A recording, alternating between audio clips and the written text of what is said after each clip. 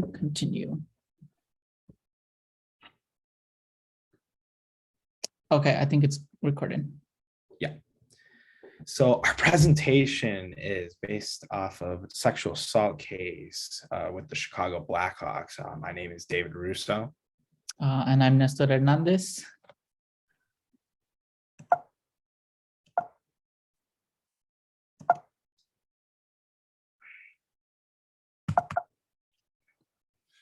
Okay, crisis situation. The situation is the sexual assault case published surrounding the Kyle Beach situation. Kyle Beach was a former NHL hockey player who is a Chicago Blackhawks member. He was sexually assaulted shortly before the 2010 Stanley Cup playoff season by a video coach named Brad Aldridge. This was a case of an assault which took place linking Aldridge to Beach prior to the Stanley Cup season. The crisis denial uses a disconnection presentation.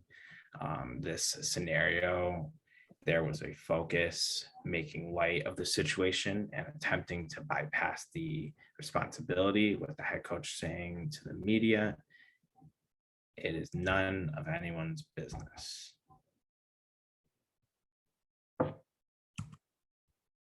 Here we have Kyle Beach's response. In this current ESPN article that I had found, Kyle Beach, Chicago Blackhawks agree to mediation in hopes of settling sexual assault lawsuit. Evidence has been shown on what Kyle had claimed. Beach accused video coach Brad Aldridge of sexually assaulting him in 2010 and said the team largely ignored the allegations. An independent review commissioned by the team in response to two lawsuits as the case exploded, and the headlines showed the Blackhawks badly mishandled Beach's allegations. So the situation continued, explained that the Blackhawks were delayed reporting that Kyle Beach assaulted was the event waiting till after a public win of the Stanley Cup in order to quietly keep the info out of the public. The public relationships department utilized a strategy that incorporated a cover-up. The media reports following the event alluded to the fact that Brad Aldridge, who was the team video coach, sexually assaulted Beach during the season leading up to winning the Stanley Cup. Another important organizational leader by the name of Rocky Wirtz, who became the team owner, was accused of a tone-deaf response to bypass any action plan for this issue. Furthermore, to cover this topic, it was discovered that sexual assaults have impacted a number of sports athletes and teams. The lack of response leading to pressure by team administration and others caused a disconnect for the victim, who becomes further victimized as a result of speaking up and sharing their story.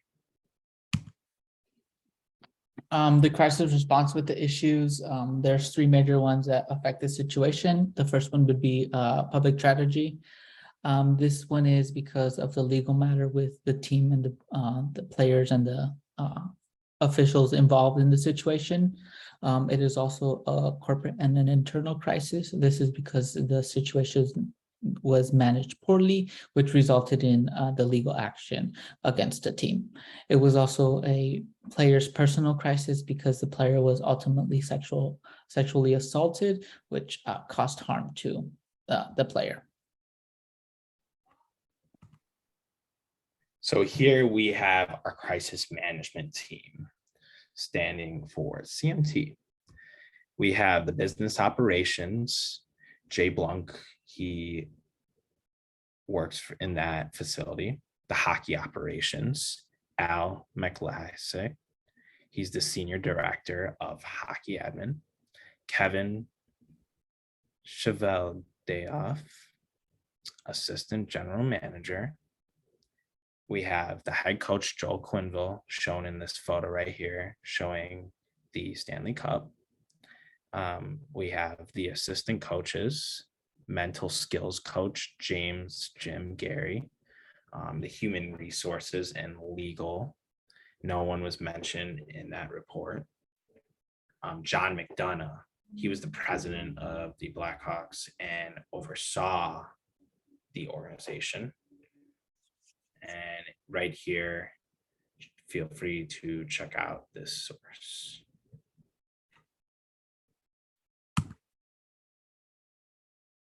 Here we have the institutional response strategies. Denial is evidenced by the Blackhawks coach refusing to acknowledge the sexual assault by glossing over the media when presented the info, looking for a response. The scapegoating, this is the situation deflected by shifting the blame from the video coach when presented with blame from the victim beach in this case and used a smokescreen to bypass blame. The third strategy is evasion of responsibility. This was presented when the Blackhawks organization had no response in relationship to the situation and used claims that the abuse was accidental and misinterpreted by the victim, further victimizing him. Number 4 was reduce offensiveness of events. The focus on the Stanley Cup win helped to overshadow the seriousness of the charges against the video coach and further helped to decrease the seriousness of the charges presented. And lastly, we have the differentiation. The disconnection took place as Blackhawks organization chose to deflect information and portrayed the incident as misunderstood event rather than a serious event.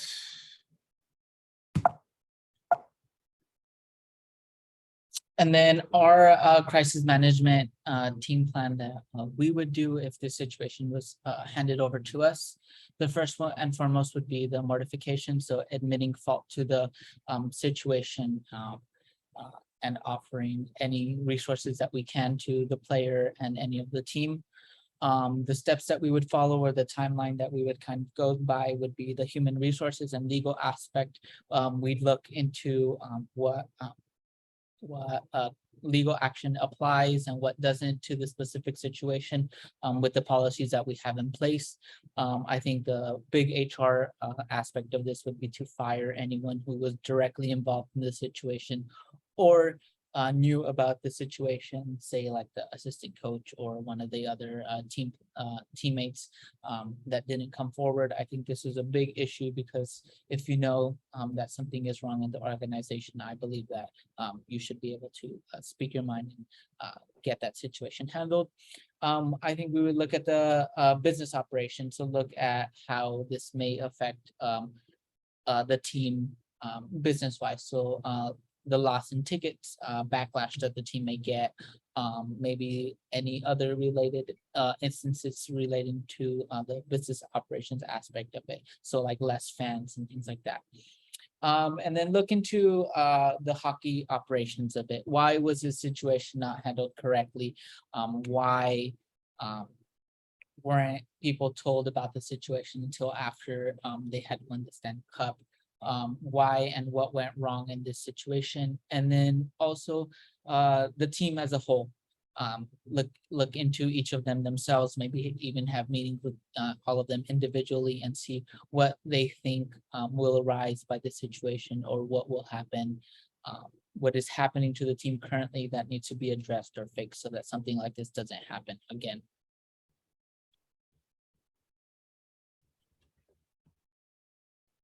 And then our values. So personally, our values would be that here on our team, we believe that each of our players should feel safe and have issues addressed appropriately.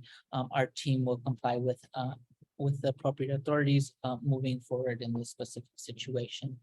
So I think our values would be highly addressed on making sure that issues like this, not only in our team, but in the whole league itself, that making sure that they're being addressed appropriately, because this is something that shouldn't happen to any of the players, as well as making sure that all of the players feel safe while they are a part of any team, is something that our values would be big on.